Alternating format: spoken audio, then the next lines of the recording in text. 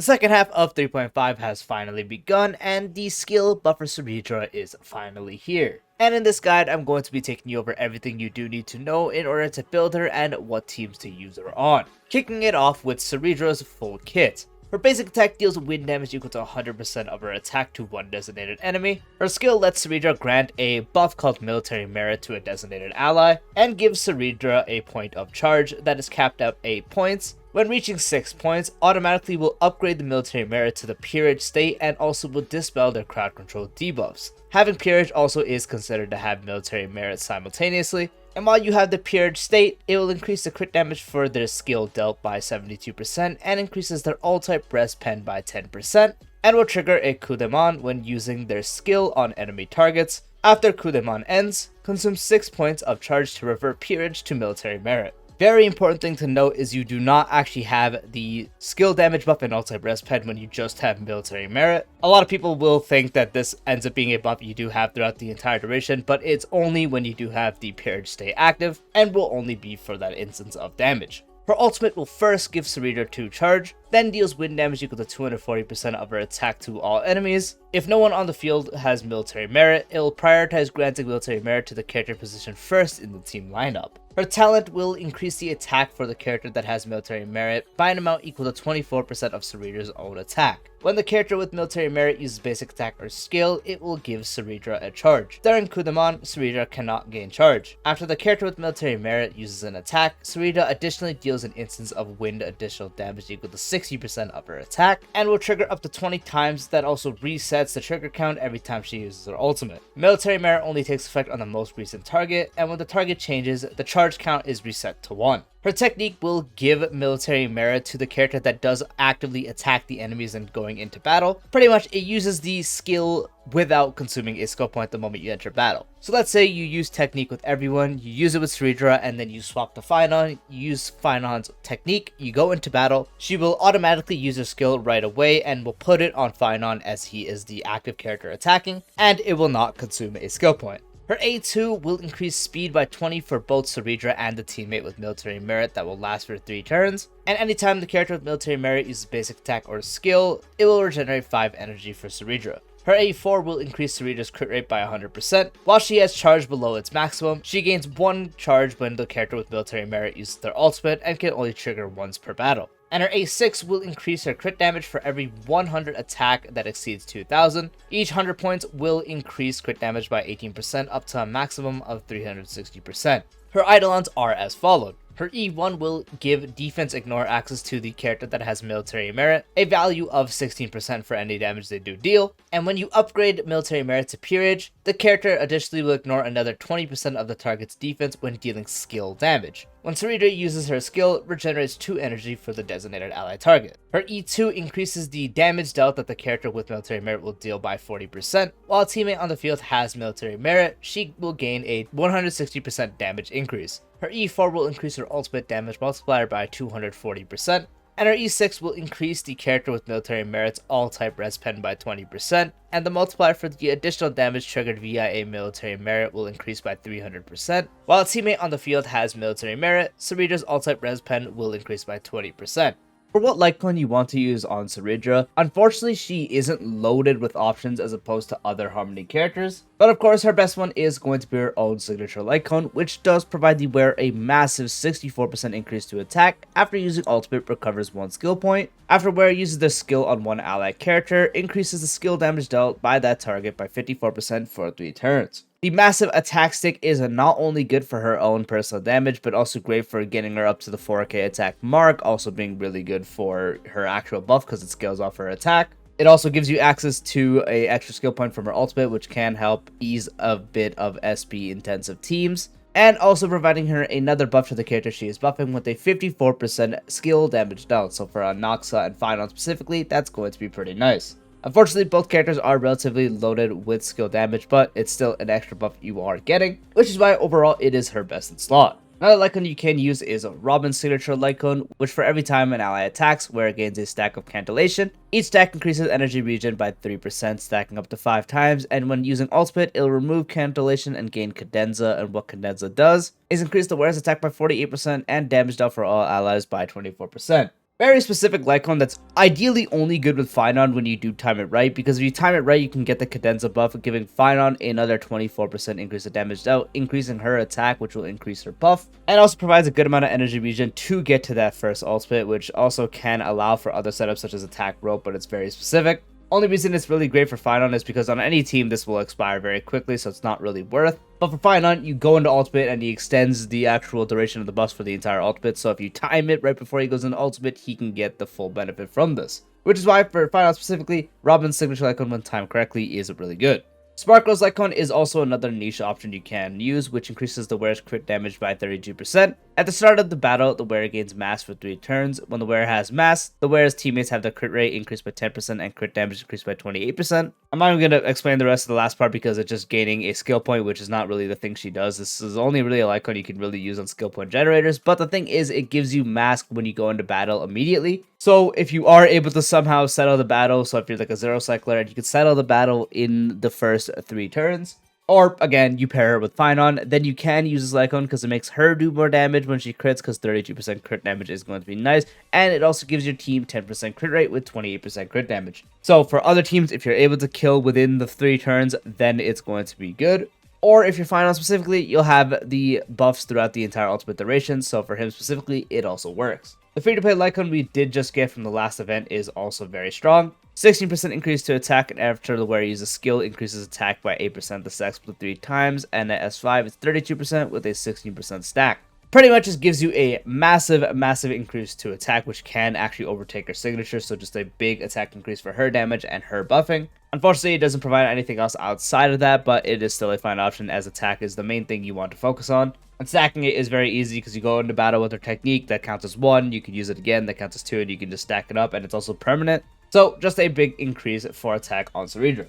If you are using her specifically with the Noxa, then you can use Planetary Rendezvous, which after entering battle, if an ally deals the same damage type as the wearer, damage dealt increases by 12%, and at S5 it's 24%. Not really as strong as any of the other options I mentioned, and this only works with Wind as Cerydra's Wind, and you need the DPS to deal the same type of damage, and the Noxa is really the only Wind character you are using. Hence why, if you are pairing up with the Noxa, then this Lightcone becomes available, but it's still not as good as the other options. Moving over to what relic sets you do want to use on Cerydra. For 4 pieces, there are ideally 2 options you can use. Overall, the most common and kind of overall the best one in most cases is going to be 4-piece Relieved Ordeal. 2-piece increases speed by 6%. 4-piece when using skill or ultimate on one ally target, it will increase the target's crit damage by 18% for 2 turns and stacks up to 2 times. The 2-piece speed sets are going to be really good on her because you do want to try to aim for as much speed as possible. And the 4-piece is very easy on her despite not having a actual targeting ultimate. Her ultimate is an attack, so you can't really stack it up as easily as someone like Sunday can. But the thing is, when you do use her technique and going into battle, your hyper carry is usually going to be the one to attack, so let's use Finon again for an example. When you go into battle, Finon does get the military merit buff. She uses her skill for free onto him right there, granting him the benefit of that. And that also does stack up the 4-piece once, and ideally Cerydra would be the one or the next one taking action. If she's the first one to act, great. If she's the second one, as long as Cerydra is the one acting before the main DPS, in that case would be acting, then it's good, because then Cerydra can then again use her skill and you will get the full effect for that. To have full uptype on this, frequently you're going to need the skill, which can be a bit skill point intensive, so you don't have to aim for getting the full effect of the 4-piece, so even 1 stack is fine. But if you are able to manage to have the full 4-piece with both stacks active, that is going to be ideal. So 1 stack or 2 stacks, it is still overall one of our best in slots. The other best in slot is 4-piece Eagle set. 2-piece increases wind damage by 10%, 4-piece after the wearer uses their ultimate, their action is advanced forward by 25%. 2-piece is beneficial as Cerydra does deal damage, and this will increase the wind damage she can do, and as she's a wind character, that is going to benefit all her forms of damage. 4-piece also works great with her because this can allow you to hit further thresholds, anything you can imagine anyone else using the Eagle set for, to act quicker, to get an extra turn within a cycle. Those things also do apply to Cerydra, and ideally you want to have your Cerydra act before your DPS usually acts, just so if you are going throughout the battle and you end up losing out on the speed buff from military merit because it does last for 3 turns, this can help you refresh the buff, or in any form of refreshing you would want to do. This will help with that because you get to act quicker, and usually will make it to where she acts quick enough to be before your DPS goes or before your action advanced character goes, because you pair the speed you want to build with her and then you also pair the 20 speed she gives herself. It's usually relatively easy to hit a threshold where she is quick enough to refresh any buffs. Past that, it would be 2-piece, so this does very much depend on what you want to do. If you want to get more speed, then doing one of the 2-piece speed increasing sets, so Hackerspace, Relieved Ordeal, or Warrior Goddess is good. And ideally combining that with 2-piece of one of the attack percent increasing sets, so the Hero set, Wind Soaring set, Prisoner set, or Musketeers. 2-piece attack increase is going to help you get closer to that 4,000 attack threshold you do need to fully max out her trace. And if you have enough speed, then you can just forego that and do 2-piece attack percent and 2-piece attack percent. So any of the ones I mentioned, just do 2-piece of both of them. Or any of the ones I mentioned with 2-piece wind also does work. It's not going to be as good. I don't really recommend doing 2-piece wind set. I ideally recommend doing 2-piece attack and 2-piece attack. But let's say you get enough attack with just 2-piece attack times 1, and you don't have a need for the extra speed, you can then just use Eagle set 2-piece. For planet ornaments, you can really use any supportive set you do want. The best one overall, and ideally the best supportive set right now, is Lushaka. 5% energy regen rate for the wearer, and 12% attack for the character positioned first in the team lineup. Her two best teammates are Phynon and Anaxa. Anaxa loves the attack percent. This set provides a lot more than Phynon, but Phynon still does get a benefit from it. And Cerydra is also going to be able to get her ultimate quicker with the 5% energy regen rate. But as I mentioned, you can use really any of the other supportive sets, like Penacony if you are pairing her with Anaxa, or just any wind DPS, which in this case is usually Anaxa because he's kind of the only one that works with her. If you are pairing her with Anaxa, Penacony does definitely work, also providing 5% energy regen rate and increasing damage by 10% for all other allies that are the same type as the wearer, so Anaxa can deal some more damage. You can also use Broken Keel, 10% crit damage for everyone in the team if you do have 30% or higher effect res, also providing 10% effect res to make it easier to build, so the extra crit damage for anyone that wants to crit is beneficial, and also Aegis does work. 12% max HP, unfortunately is not attack percent, but this is good for survivability, and also 8% attack for everyone when the wearer reaches 120 speed or higher, so this is just a benefit that's not just going to the main carry, even though that's usually the one that's going to benefit all from it, but this benefits Cerydra herself and anyone else that might do some form of damage. Ideally, the one you're going to do is Lushaka, as it's overall the best. Von Walk also isn't a bad option. The only time you really do use Von Walk is if you are pairing her with Phynon and you want to guarantee that she is the first one to act. 5% energy regen rate and also a 40% action advance upon entering battle when reaching 120 speed or higher. With building speed, her 20 speed buff, that's usually enough to kind of get her to a threshold where she is the first one to act in battle. But let's say you have other people with Von Walk setups that have a decent amount of speed, this can definitely help with that. Again, it's really only for if you want her to be the first one to act in battle when pairing her with Phynon, because then you get the technique buff going into battle with a free skill, and then you can skill again to give Phynon more core flames. That's really the only setup where this matters. If you want to focus a bit on her damage, then there are two sets you can use. One of them is Glamoth, providing 12% attack and a 12%/18% more damage increase when reaching 135/160 speed. If you're able to get the full effect at 160 speed, including her buff in battle, that's great. You're going to get the most damage. This will increase her damage off her basic attack and also her ultimate. It also does provide attack percent, so that's also going to increase her overall damage at the same time. And if you want to focus primarily on her main source of damage when she deals damage is mainly just her ultimate, then you can use Inner Solsado. You don't have to worry about the requirement. Unfortunately, 8% crit rate is whatever, just because she gives herself 100% crit rate anyways. And then you'll have the requirement, you just get a free 15% increase to ultimate damage. This is the best way you can increase her ultimate damage, but ideally, Glamoth is going to be better. But that is only if you want to focus on her damage a little more than the supportive capabilities. Supportive capabilities by running something like Lushaka or Keel or whatever is ideally better. But if you really like her and you want to focus on her damage side of things, then either of these two sets would be your way to go. The main stats you are looking for are as followed. For the body, you want to run attack percent. For the feet, you're mostly going to be running speed. If you have a bunch of speed rolls, plus the 20 speed that you do get from her actual buff, you can use attack percent if it especially helps you get closer to 4k attack, and is like a pretty noticeable difference from having it or not having it. Then you can use it as long as you do hit at least 134 speed. The thing is, you do definitely want to have more speed on her so you can refresh buffs more, provide more core flames for Phynon. The only case for Phynon specifically where attack percent boots are pretty good on Cerydra and can be better is if you can ensure you kill the enemy within one Phynon ultimate. Because then you have the whole setup, you go through your rotation, you ult with Phynon, and you're not really going to have a need for Cerydra's speed outside of that to get more skills and such, so that one little instance you had is all you do need. Then attack percent boots can be better, but for mostly everyone else, and in practically every other case, the actual speed boots will be what you want. For the orb, you want attack percent, and for the link up, you are mainly going to run energy regenerate. For the substats, first, it kind of just depends on if you do want to max out her own damage potential as well at the same time, which ideally you want to aim for. As I mentioned, 4k attack is going to be one of your first goals, as it completely gives her the full 360% crit damage in her trace. So she herself is going to do the most damage you can actually focus on, which is going to be great for Anoxa teams, as it is someone that is going to be constantly performing damage. For Finon, it's not as useful because once you go into Finon's ultimate, she's not really doing anything else.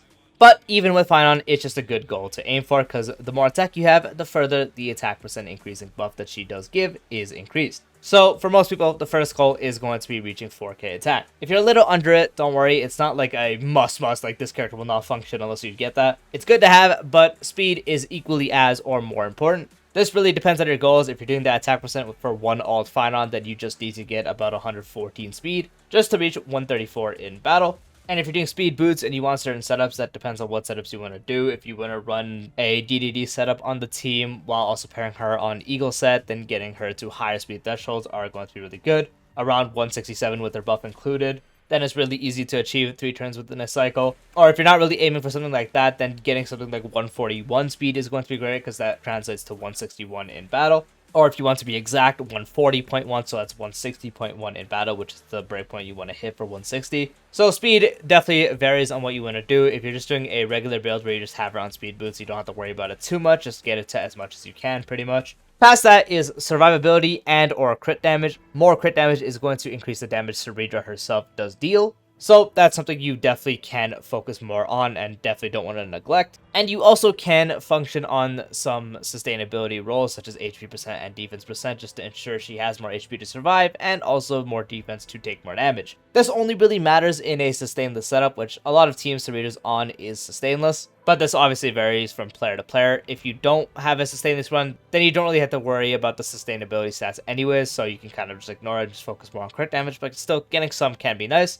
And if you are doing a sustained run, then just any HP percent, defense percent rolls that just sit there are going to be beneficial.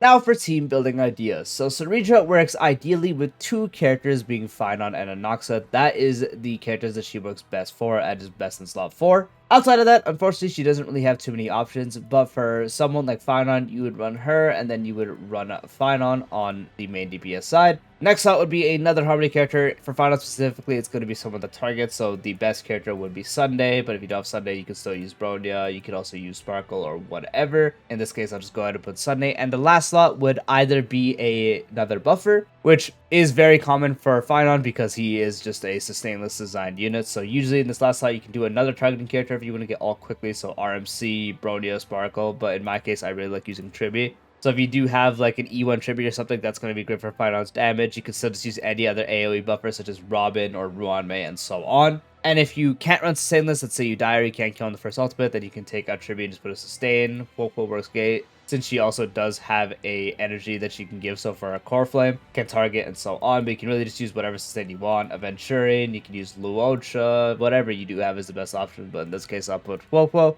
So in that last slot would either be the Sustain or another support for Sustainless.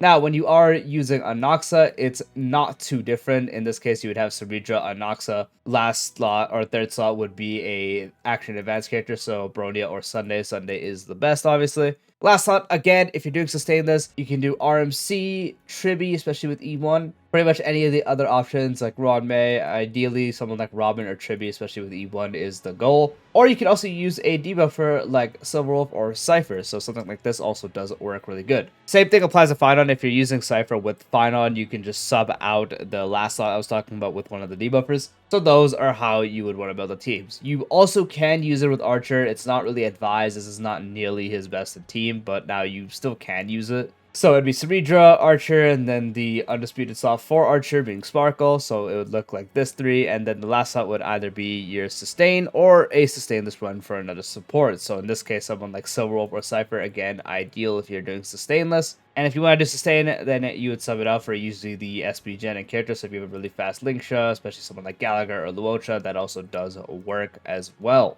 That does wrap up the full Cerydra guide. I do hope you guys found this video helpful, and if you did, dropping a like would be greatly appreciated. If you're new to the channel or haven't done so already, be sure to subscribe and to the button for future videos like this along with all the types of Star Wars content, and I'll see you later. Peace out.